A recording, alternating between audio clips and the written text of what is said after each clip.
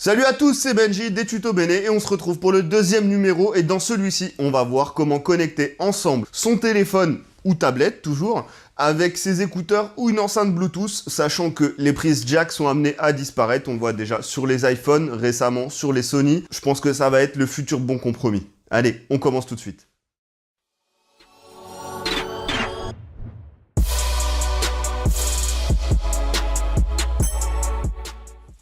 Comme pour le premier tuto, on va commencer avec la version Apple sur iOS.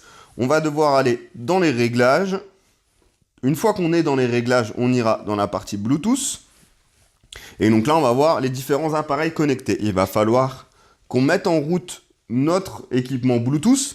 Donc si votre équipement Bluetooth n'est pas équipé d'un bouton d'association qui permettra de le voir donc, dans la liste d'appareils disponibles ici, il va falloir rester appuyé sur le bouton démarrer. Sur 95% des produits sous Bluetooth, ça va être de cette façon-là qu'on va pouvoir associer son appareil Bluetooth avec son équipement mobile ou tablette.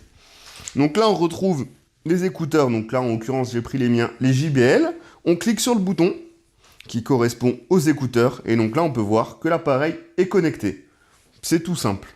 Si par tout hasard, vous êtes amené à vouloir vous déconnecter de cet appareil, vous cliquez sur le petit i et vous avez ici « Déconnecter ». Et vous avez également la possibilité d'oublier cet appareil si vous n'avez pas la possibilité, quand vous allumez vos écouteurs, de se connecter automatiquement avec votre smartphone ou tablette. Il suffira de les oublier et de recommencer le même processus qu'on vient de voir ensemble. Maintenant, on va passer sur la version Samsung sur Android. Donc, je vous laisserai soin d'aller dans la partie réglage et donc dans la partie Bluetooth, puisque c'est de ça que nous parlons aujourd'hui. C'est un peu le même système. On va retrouver la liste des équipements qui sont déjà connectés avec votre appareil. Et un petit peu plus bas, on va retrouver les appareils qui seront disponibles, donc qui sont détectables en ce moment.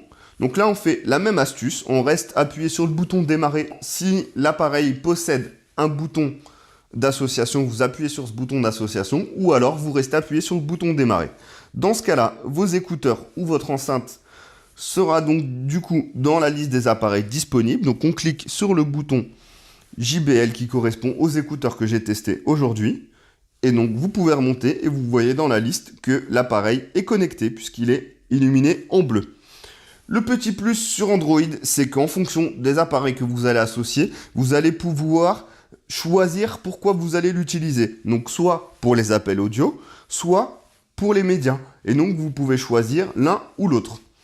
Vous aurez également la possibilité de renommer votre appareil. Donc c'est assez sympa, ça vous permet, si vous avez plusieurs équipements, de ainsi leur donner des noms.